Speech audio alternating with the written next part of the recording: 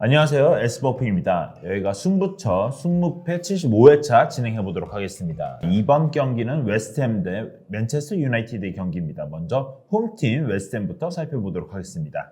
네, 웨스트햄은 주중 리버풀과의 리그컵 경기에서 5대1 좀 대패를 당하게 됐습니다. 찬스도 좀 거의 만들지 못하면서 좋지 않았던 경기였고요. 그리고 이 경기에서 로테이션을 가동을 하게 했는데 보엔, 수책 이런 좀 주요 선수들은 출전을 좀 했거든요. 그래서 선발 출전한 선수들에게는 체력 부담이 상당할 것으로 보입니다. 또 웨스트햄 같은 경우는 뭐 주중 리그컵뿐만 아니라 또 컨퍼런스 리그 일정도 계속해서 진행을 했었기 때문에 뭐 유로파 리그 일정도 계속 진행을 했었기 때문에 체력적 부담이 상당히 좀 쌓여있는 상황이다. 이렇게 생각하시면 될 것 같습니다. 네, 원정팀 맨체스터 유나이티드 살펴보도록 하겠습니다. 네, 맨체스터 유나이티드는 지난 라운드 리버풀 원정에서 0대0 무승부를 챙겼습니다. 수비적으로 나서면서 목표했던 승점을 챙겼는데요. 지난 경기에서 퇴장당했던 달롯은 징계로 출전이 불가능한데 그래도 지난 경기에는 징계로 나설 수가 없었던 브루노 페르난데스가 이번 경기에서 복귀 가능한 게 가장 긍정적이라고 할 수 있겠습니다. 네, 그래서 두 팀 한번 정리해 보도록 하겠습니다. 네, 두 팀 모두 명확한 공격 플랜이 좀 부족한 팀입니다. 무승부 가능성이 상당히 높다고 생각이 드는데요. 다만 맨유가 브루노의 복귀 이걸로 좀 전력이 상승할 것으로 예상이 되기 때문에 조금은 더 유리하지 않을까. 그래서 이번 경기는 웨스트햄의 무승부와 패배 예측해 보도록 하겠습니다. 네, 이번 경기는 웨스트햄의 무패를 예상해 보도록 하겠습니다. 풀럼 대 벌리의 경기입니다. 먼저 홈팀 풀럼부터 살펴보도록 하겠습니다. 네, 주중 에버턴과의 리그컵 경기에서 승부차이 끝에 승리했던 풀럼입니다. 주전 선수들을 활용하면서 체력 부담은 조금 있을 것 같네요. 네, 주전 공격수 라울 히메네스 선수가 퇴장 징계 여파로 이번 경기도 좀 못 나올 것으로 보입니다. 네, 원정팀 벌리 살펴보도록 하겠습니다. 네, 지난 라운드 에버턴에게 0대2로 패배를 했던 번리입니다. 에버턴은 세트피스를 막아내는데 상당히 고전을 하는 것 같은데요. 아직까지 공격 세밀함은 좀 부족한 상황입니다. 그리고 또 수비력이 최근에 좀 집중력이 올라오나 했는데 지난 경기에서 또 무너지게 되면서 수비 집중력은 아직은 부족한 상황이다. 이렇게 또 평가를 해야 될 것 같네요. 네, 그래서 두 팀 한번 정리해 보도록 하겠습니다. 네, 최근 경기력에서 플럼이 우세라고 할 수 있겠고요. 뭐 히메네즈가 없긴 하지만 최근 득점력 자체가 워낙 또 좋았기 때문에 충분히 좀 득점은 가능하지 않을까. 그리고 또 번의 수비를 약하기 때문에 히메네즈 경기 결장을 충분히 좀 플럼이 메울 수 있지 않을까. 그래서 이번 경기는 플럼 승리 한번 예측해 보도록 하겠습니다. 네, 이번 경기는 플럼의 승리로 예상해 보도록 하겠습니다. 10번 경기 진행해 보도록 하겠습니다. 10번 경기는 루턴타운 대 뉴캐슬의 경기입니다. 먼저 홈팀 루턴타운부터 살펴보도록 하겠습니다. 네, 최근 아스날, 맨유, 맨시티 등 강팀들을 상대로 상당히 저력을 보여준 루턴타운입니다. 네, 지난 라운드에는 이제 주장 로키어 선수가 심장 문제를 좀 경기 중에 일으키게 되면서 지난 경기는 이제 경기 중단이 되고 취소가 되게 됐습니다.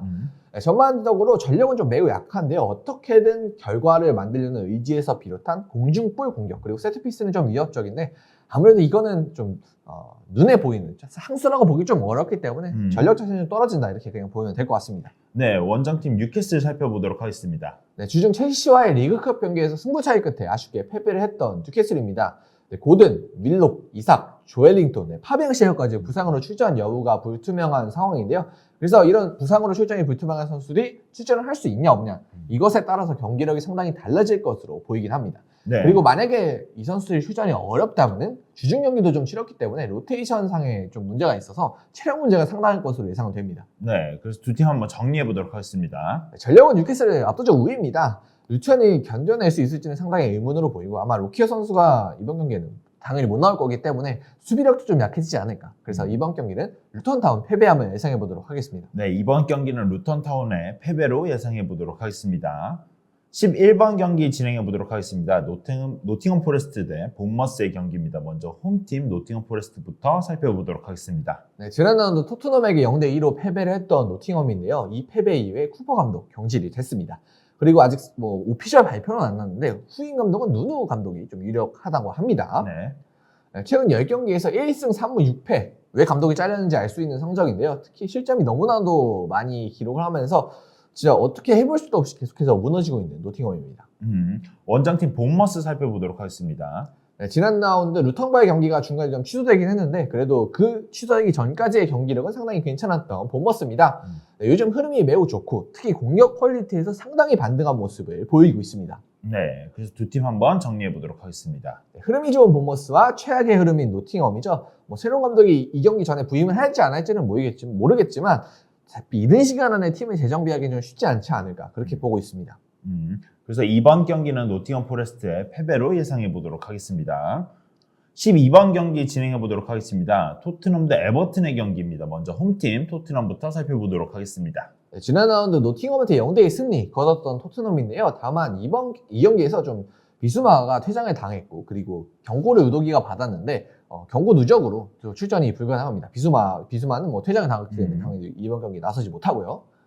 이미 좀 부상자가 많은 상황에서 로셀소, 존슨까지 부상으로 출전 여부가 불투명합니다. 만약에 로셀소가 빠지게 된다면은 뭐 비수마와 함께 빌드업을 맡아줄 선수가 아예 전무하게 되는 스키가 호이비어로 빌드업을 해야 되는 그런 안 좋은 상황에 좀 있게 되는 토트넘이라고 볼 수가 있겠죠. 네, 원정팀 에버튼 살펴보도록 하겠습니다. 네, 에버튼은 주중 리그컵 경기에서 승부 차이 끝에 풀럼에게 패배를 했습니다. 주전 선수들을 활용하면서 체력적으로는 좀 문제가 있을 것으로 보이는데요. 슈쿨레가 여전히 좀 출전이 불투명하고 만약 이 선수의 좀 출전 여부에 따라서 또 경기력이 상당히 달라질 것으로 보이고요.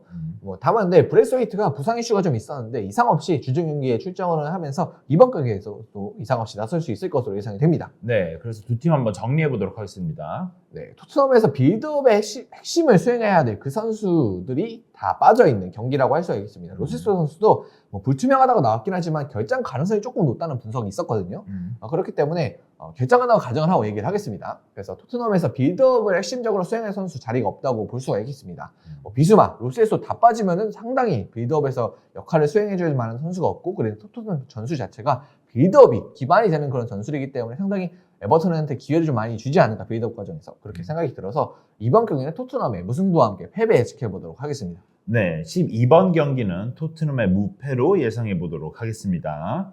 13번 경기 진행해 보도록 하겠습니다. 13번 경기는 리버풀 대 아스날의 경기입니다. 먼저 리버풀부터 살펴보도록 하겠습니다. 네, 주중 리그컵 경기에서 로테이션을 가동하면서 승리를 했던 리버풀입니다. 살라가 벤치에서 출장하면서 적은 시간을 소화한 것이 가장 긍정적이라고 볼 수가 있겠죠. 네. 수비라인에 부상자가 많은 것은 좀 아쉽긴 한데요. 지난 경기 좀 득점을 기록했던 소보슬라이와 아놀드가 빌드업을 좀 잘 도와준다면 해결 가능할 것으로 예측이 됩니다. 네, 원정팀 아스날 살펴보도록 하겠습니다. 네, 아스날은 지난 라운드 브라이튼에게 2대0으로 승리했습니다. 찬스 메이킹에서 역시 큰 차이를 보이면서 강팀다운 그런 경기를 했다고 볼 수가 있겠는데요. 다만 최근 원정 경기들에서 뭐 빌라에게 패하고 루턴한테 고전하는 등 좀 안 좋은 모습을 보였습니다. 그래서 원정에선 최근 어려움을 겪고 있다 이렇게 보셔야 될 것 같고 네, 리버풀이 또 홈에서 워낙 강한 팀이기 때문에 좀 이런 차이가 있지 않을까 그렇게 예상하고 있습니다. 네, 이번 경기 한번 정리해 보도록 하겠습니다. 네, 그래서 최근 원정에서 흔들리는 아스날이 조금 열세한 경기라고 생각이 들고요. 리버풀도 또 맨유에서 반면에 리버풀도 맨유전에서 보여준 답답한 공격 문제가 좀 계속 될 수도 있기 때문에